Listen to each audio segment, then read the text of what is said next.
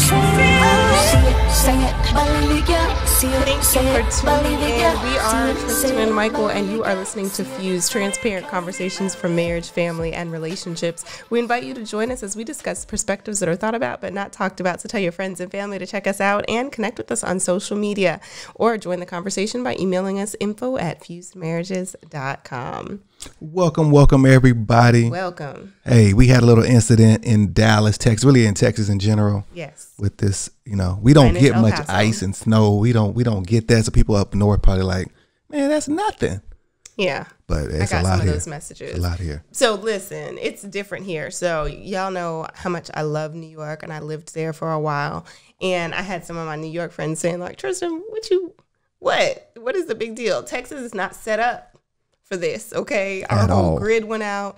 People could not flush their toilets, could not wash their hands, could not cook. Some people were not getting any water at all. Lights, electricity out with temperatures in the single or negatives. So Yeah. it was rough here. It really was. It really was. So we appreciate those of you that were praying for Texans, and those of you that might still be dealing with the ramifications of this storm, whether you had a flooding or your pipes burst or those kinds of things, because those were happening all over the place. You are definitely, we're praying for you. You're definitely in our thoughts, and we hope that you are able to find assistance. We're hoping the government does something. Yeah, something. So but we're here though. Hopefully everybody's safe, you know what I mean? And we're here. We're glad you're here. Temperatures warming up, so we get in the springtime. We got to get a little warmer. Yeah. Let's make it happen. Yeah. So speaking of making things happen, today we have kind of an interesting conversation. Yeah. As I think we generally do. But we are actually going to be talking about what? Why some couples don't like each other. You know what I mean? Why some couples don't like each other. Okay. Yeah, I mean, it's like we're not gonna deal with the obvious, right? Oh, he cheated, she cheated. Yeah. Or they don't like my mama, he don't like my mama, they don't like my kids. We ain't talking that right there. It's like some obvious things why some couples may not like each other. Very legitimate. Very legitimate. Okay. But we're gonna talk about around some other stuff of why that may be the case. Okay. Okay. Jump into it. We got 3 of them. We may not be able to get to all 3. We'll see how but it they works. all have the same root, right? We'll see. We'll see how the discussion goes. Well, you started off. Kick us off. All right. So, I mean, the first one here is like, you know what? I believe that, people have a tendency to be selfish, right? Yeah. I think we're born with just being selfish, even like without trying to be selfish. True. So I think one of the first things that really, why I don't like you type mentality comes along is because the person you with is selfish. Right. They're selfish and they don't even know they selfish. Mm-hmm. Give me an example. You know what I mean? Like? It's selfish in a way. It's like, you know what? You are thinking about you so much that you don't even know you're not thinking about nobody else. Ooh, that's dangerous. That's dangerous, but it happens. Go through the Rolodex in y'all's mind. This happens. Mm-hmm. Go to the people that you know, and they may not be, it may just be your friend, whatever, this, that, and the other, or family member, but go to people that you even dated, that you married to, and like, man, hold on. They got little selfish tendencies, and they don't even realize it. Yeah. So I think part of the problem with that is when you see it in dating and ignore it in dating, because you see it when you're dating. You see like, dang, and here's one way, okay? It might not be a way that you agree with, but this is what I think.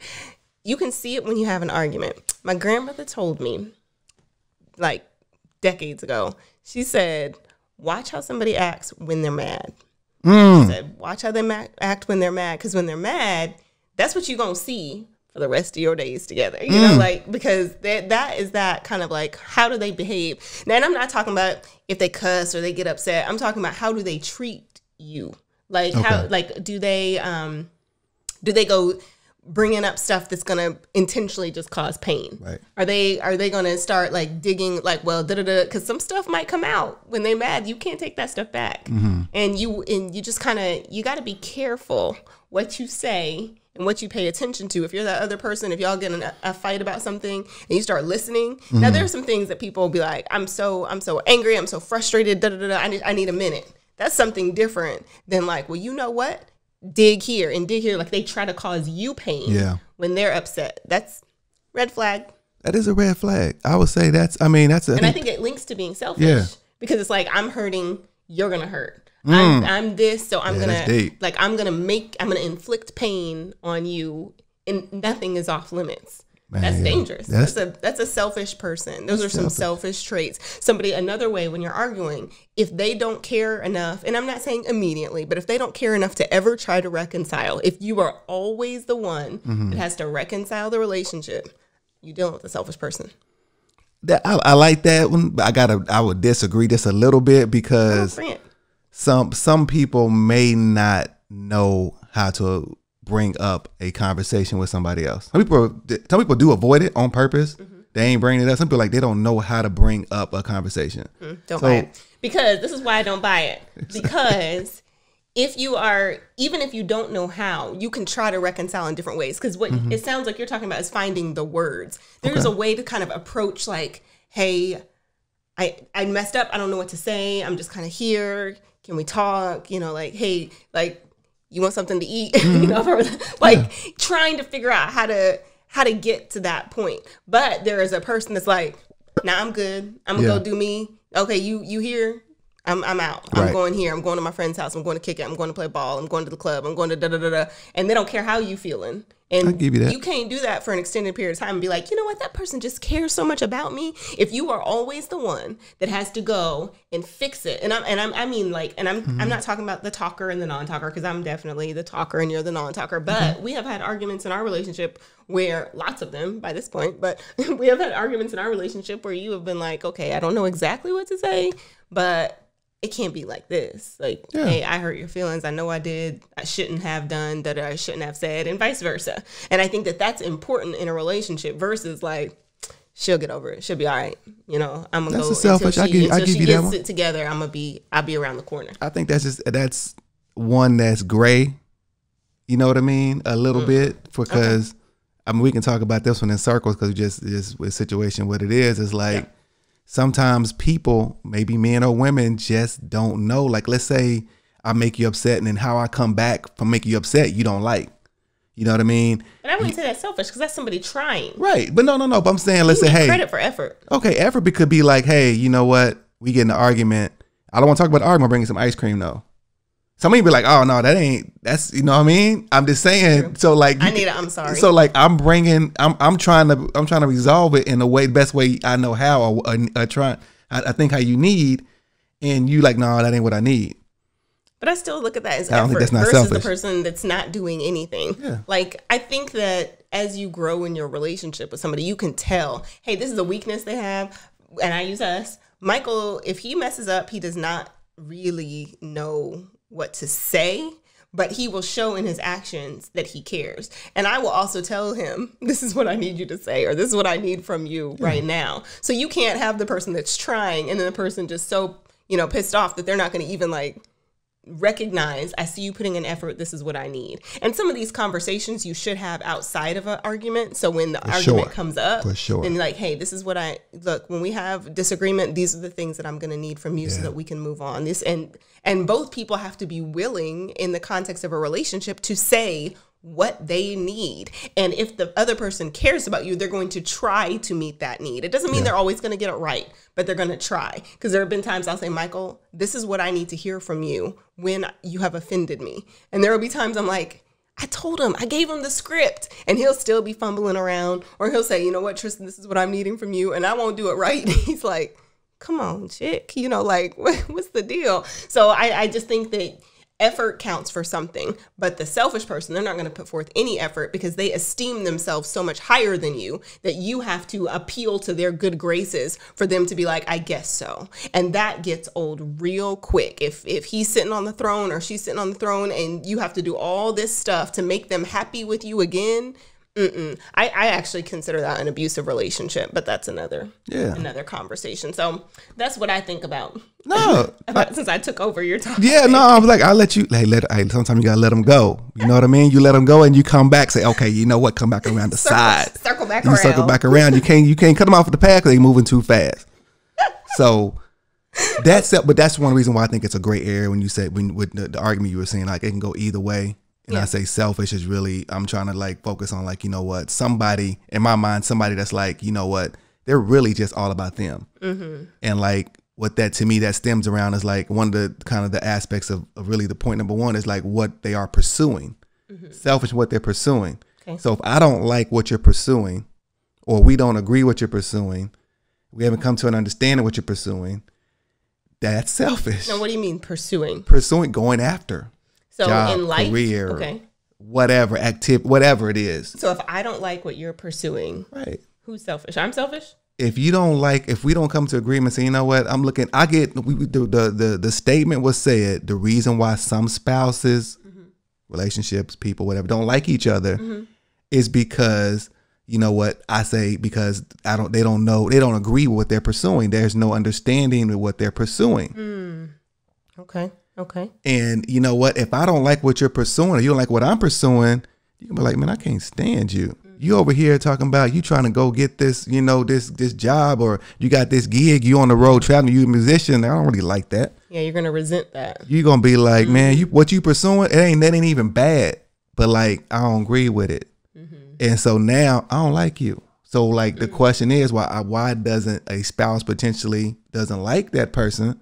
It's because at some point they started pursuing something that they didn't agree with. And then that person just kept on like, okay, I'm gonna keep going down anyway, without having, okay, what's going on? Yeah. If I'm a musician and traveling, this, that, and the other, okay, well, you know, it's because you're gone, this, that, and the other. Okay, if I'm trying to get education, you're like, well, hold on, man, you've been getting education for the last 10 years. I need to help. I mean, I'm just saying. Real talk. You know what I mean? I can go through a whole bunch of scenarios, you know what I mean, about what that looks like, but what you're pursuing, which is positive. We're not talking about negative things. Yeah. People could look at that and like, nah, man, I don't, or girl, woman, whatever, I don't like you. Yeah. I love you still. I don't like who you are. Yeah, or what you're becoming too. It ain't about what you becoming. I don't like you. Yeah. You could get to that point like, man, what you doing, man? I don't really care about that. And people don't necessarily communicate that, but that is a feeling that ends up residing in a lot of relationships. Yeah. That's a hard one because I don't know how you maintain a relationship if you don't even like what the person likes. And some of that can be, again, figured out ahead of time. I mean, some people grow, they change and they shift, but I think it's sketchy territory if you say, hey, this is where I'm trying to go. And obviously you have to put some focus on that thing. And this person's like, nah, I'm not with it. I don't really care about that. So that can definitely be kind of a dissenting voice, a dissenting factor in the relationship that can really be in anything, because then it can have to do with children. It can have to do with career. It can have, like you mentioned, education. And if your goals shift, that can be a whole, listen, y'all better have those business conversations once a year. Like we talk about when we do premarital, we tell people, y'all need to go away somewhere and have a conversation, just the two of you, and discuss your relationship and the direction that it's going. So on that note, we are going to take just a quick minute, and then we're going to come back and we're going to keep going with this conversation about why some couples don't like their spouse. Word. Hey, y'all, we just wanted to take a quick break and thank you for listening. We appreciate your support. So if you haven't yet, make sure that you subscribe, follow us on all social media. And we have this thing that we want you to check out, FusedRadio.com. There are other broadcasters that you will hear from. You're really going to love it. So thank you. You all are so wonderful. And we look forward to connecting with you more in the future. All right, y'all, we are jumping back into this conversation about why couples don't like their spouse. That's some rough territory. Just a few reasons why, you know what I mean? It may not be the only reason why you don't like them, but we can't deal with all that there might be a whole 30 minutes. List. Then come see us for some marriage coaching, Okay, so anyway, so what is another reason that some couple, one of the people might not like the other? So we talked about the first one being like pursuing, right? And the selfishness of pursuing something and people just not liking or understanding why you so going hard at that. And even if it's a good thing, people may feel some way about it, whatever. But another reason, it sounds similar, but it's not. Okay. Is what you do in your downtime. What you do in your downtime. Right. Okay. So let's say, if my downtime, what I do is, I come home, I put on the news, then I might, I go work out. That's my downtime. Okay. My routine, what you want to call it, my downtime. That's how I wind down. Mm-hmm. And you get a spouse, my woman, be like, man, hold on, man. All you do is come home and work out and take a shower and go to bed. Mm-hmm. But that's my downtime, though. What? So if I'm not willing to bend on my downtime, then my wife, my spouse can be like, man, you know what? I don't like him. I love him, but I don't like him.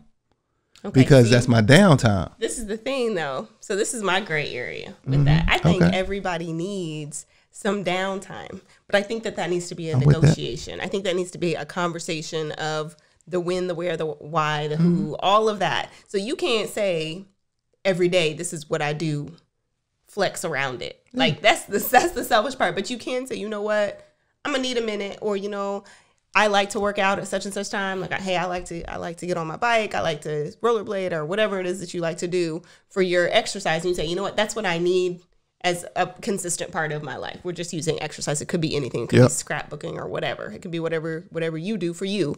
And I think that should be honored and respected by the other spouse. It just has to fit. So if you were used to playing basketball every day and you say, yo, I need some basketball in my life, it helps me I feel good. I'm hanging out with the fellas. It helps me feel grounded. It helps me with my aerobic activity. I feel good when I do it. Then I can say, okay, we can flex around that. But it's like, hold on, you can't be going to play basketball every day and there's all these other things that have to happen and they're not happening because I'm trying to do them all by myself. So it might be, I'm used to playing 7 days a week. I might have to flex down to 4.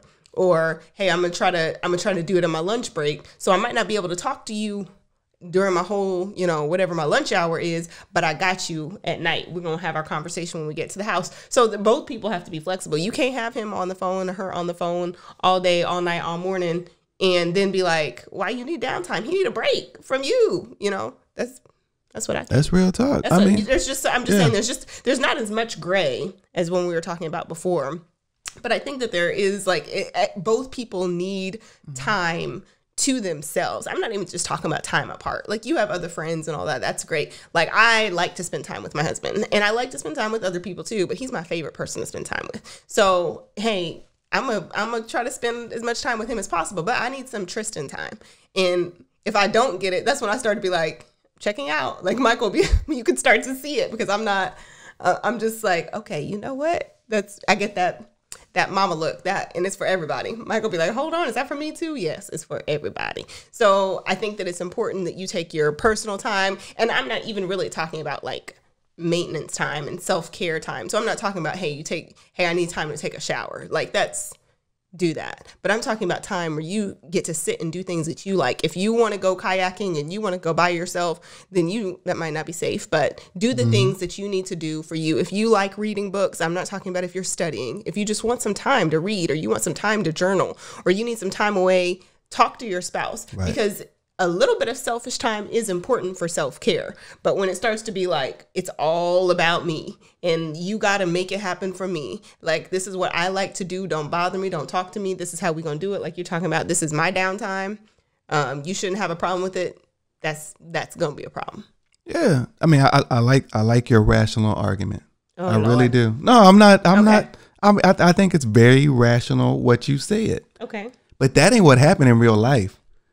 There are people out here. So we're going to help somebody today. There are people out here that are with somebody and they can't stand what they do in their downtime. Okay. And they are not communicating it. Mm-hmm. They're not saying they can't stand it, but they give them that little stank face, even if it's in the mindset of, hey, you know what? Okay. You don't get the cold shoulder, you get the warm shoulder though. The warm shoulder. The warm shoulder, like, you know what, I'm gonna hug you, but really, you know what, just a little something, man. Like I ain't gonna like not hug you. Oh, is that? Mm-hmm. Yeah, it's like real. It's I call it the warm shoulder. You know what I mean?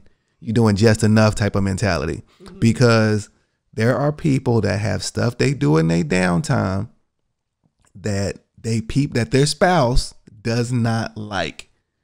And it could be talking to your boys or talking to your girls, or it could be playing, like you said, playing ball. It could be, you know what, I got to watch, the latest episode of Atlanta Housewives, whatever. They don't like it. Mm-hmm. Whatever reason. I ain't trying to say they right for not liking it, but they don't like it. Mm-hmm. And you wondering like, why is my house like it is? Why is the situation like, it's like something that ain't, I can't put my finger on it. I'm helping put the finger on this right here. It's your downtime. It's your downtime. I like take a look at what's going on. Okay, you know what? When you're downtime, well, you know it's really because you're saying if you have downtime, you're taking away from their time, right? To some degree. So you got work time. You got kids time. Then you got downtime. Yeah. Then you got their time. Yeah. And that pie may look pretty small when you come looking at like, okay, like, yeah, you splitting it up, but I don't want to split it up where the pie is even. Some people may feel that that's something they got to communicate. Yeah. But I'm trying to get the person that may be doing, they think they ain't doing nothing wrong, to assess themselves and say, okay, what am I doing in my downtime? That's fair. And that go for me, you, everybody out there. Like, what are you doing in your day? If you got somebody that's your boo, that's your spouse, that's your girl, that's your man, hey, what are you doing? And they kind of like, you kind of feel like, man, something got off somewhere. Because I think sometimes you do have to flex even if you don't like what they do. And I'm going to use us as an example. Okay, y'all. My husband will watch every single Black movie on any channel at all. No matter how good it is, no matter how bad it is, he will watch at least 45 minutes of it. Give Black a chance. That's all I say. Some of them, and I love Us, but some of those, we're all in the process. Hey, y'all got it up, okay? Y'all got something out there, so keep doing what you're doing. I'm just not necessarily going to be as inclined to watch a film that I can't hear. That's me. And y'all got it out there, okay? We all trying to achieve something. My husband will support, man. He will support everything, okay? So in his downtime, that's what he does. And I let him do that by himself most of the time. I try sometimes, and he'll tell me, man, this is a really good one, or this plot is really good. So I bring that up because I support, but I support. I try. But he really goes in, okay? So people going to get some comments on this. But I also recognize that that's something that he enjoys doing. That's not something that necessarily I enjoy doing. So sometimes to spend quality time together, we'll sit and watch. I would rather watch football with him because I actually enjoy watching the games with him. I like to talk through everything. So I like to talk and watch the game and to do that. So if we have, I haven't spent much time with him. He really enjoys doing these two things. The lesser of the two evils, which I actually enjoy, is this. So maybe that's where I spend my time watching football with him versus watching any and every movie that he can find, So I think it is kind of that give and take, that kind of, how can we do some things together and you can still have the things that you enjoy? Because I agree. I think a lot of couples, they don't, some men and women, they don't like the shows that the other person watches, or they don't want to go to the play, or they're not really into music like that, where they just want to sit around and find music or watch music videos or whatever. Or they don't, they don't really like cooking. Yeah. That's real. I mean, that happens. We can go to, got a little more time. So I'm going to go to point number 3. Okay, go. I want to get your insight on it as well. What's up? So I think the third thing, of a reason why maybe even somebody might not like their spouse, or grow to not like their spouse, is that they don't like what they're pursuing. It sounds similar to number 1, but it's not. Okay. What they're trying to go after to achieve their happiness, right? I look at pursuing as like, you know what, you're in the process of. This third one is like, you know what, this is what I aspire to be. You know what I mean? This is what I aspire. This is what I want. I want the big house. I want, if I'm a ball player, I want to get to the NBA. Okay. Type of deal. And it's like, okay, hold on. You're pursuing all these things. I'm going to stop using that word because that's number 1. You're going after all these goals. We'll call it that, to say we're going after all these goals, and it's about your happiness to achieve this goal. And it's cool. I like the goal you have, but it's making me feel some type of way about where, the goal you set, because it ain't about the family, it's about you. Okay, so the first one was more activity driven. The first one, things that you are pursuing that you enjoy, right? And then this one is about the direction of your life, right? It's more like just a mental space of saying, okay, man, this is what I'm dreaming about for my goals. And there's nothing wrong with having a dream about your goals, but when your goals don't include the person you with, then there's a problem that comes into that, right? Yeah. And there's going to be some that's going to be like that, right? Okay, you know what? Hey, you know what? I want to play the piano. I don't expect you to learn how to play it with me. Okay. But let's say every goal that I have is only about what I want and making me happy. Yeah. That's real. This discussion is not about your significant other. It's about you. It's about looking at you. It ain't about like, okay, what they need to. I can't figure out. I need to. No, this is about saying, okay, let me go through my mind. What are my goals? What am I pursuing? What am I potentially selfish about? How do they include my partner? How do they include? But it's not that they don't have to. To me, they don't have to include every single one.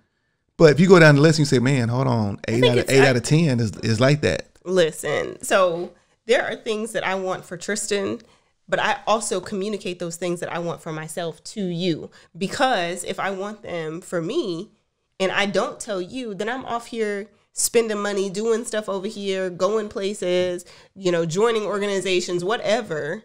And you like, hold on, are we in this together? Are we in this together? Because there are a lot of things that you want to pursue. I mean, they're going to take your resources. It's going to either be your time, your money, your energy. It's going to take something from you if it's something that you want.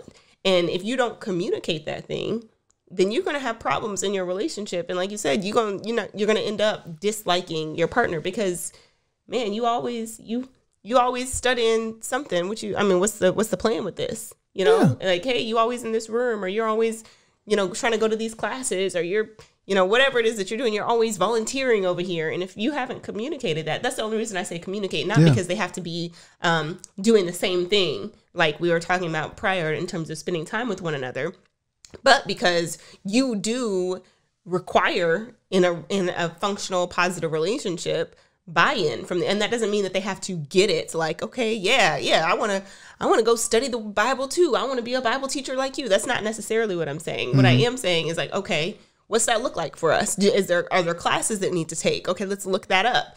How much is that going to cost? Because that's going to come from something. Even if you say, oh, I got my own job, I got my own money, I can do my own thing. No, that's not how that works. That's a whole nother show. But I'm just saying, because both partners have to be involved. If you all of a sudden you say, you know what, I've really had this thing I really like to do. I really want to start. I'm not sure if I want to be a concert pianist, but I would really like to take lessons and start going to these classes because there's something I would really love to start writing music or whatever. Then you need buy-in from your partner. Otherwise, you're going to have a disjointed household. Because then every time that you're doing something, I'm like, why are you doing that? Because there was no buy-in, there was no communication, there was no compromise in this whole thing. So that's the only reason I'm saying that piece. Yeah, I mean, I think people are communicating what their goals are. I don't think they're not communicating. Okay. I don't think that's the issue of them communicating, not communicating. What do you think it is? I think it's just them saying, this is what I'm going to do. And I want you, no, not the end, because it's like they're pursuing or having a goal that something's not bad. Mm-hmm. Right. But their particular spouse hasn't bought into what they're going after. So what you're saying is they need more time. It's not that they need more time. What is it? What's your last word? I'm trying to help the people and help me too. Okay, I'm trying to help. So basically, it's the all introspective of saying, you know what, if I go down the list of the things that I want to do, how many of them are about me? Mm-hmm. Michael got to answer that question for him. I can't answer for nobody else. Okay. Tristan got to answer for her. You got to answer for you out there. How many are just about me? And then if that is weighted on the one side, I'm like, okay, hold on, there's a lot that's about me. It's just not bad. Does a other person okay with that? They may not be saying nothing about it. They probably not. They probably love you. Say, okay, you know what? I'm gonna love you, support you. Well, that's the other person's fault because you got to talk that thing out. I think this is Tristan's perspective. I think that if the other person is not, you might be talking it out. You do have to keep communicating. If they don't have the buy-in, you do need the support of the household. You can't just say, well, this is what I want to do. I feel like that's what's best for me. And you don't have to, you don't have to agree. I think there has to be, how can two walk together lest they agree? I'm just saying, get on the same page, y'all. Yeah, get on the same page. I think that's the bottom line. Get on the same page and start looking at you. That's all I got to say. Start looking at you. All right. So thank you all for joining us. Make sure you connect with us because we do want to hear from you. We like knowing what your thoughts are about everything. Connect with us on Facebook and Instagram. And of course, check out our website for more content and resources, fusedmarriages.com. Let's talk about it. You're listening to Fused with Tristan and Michael.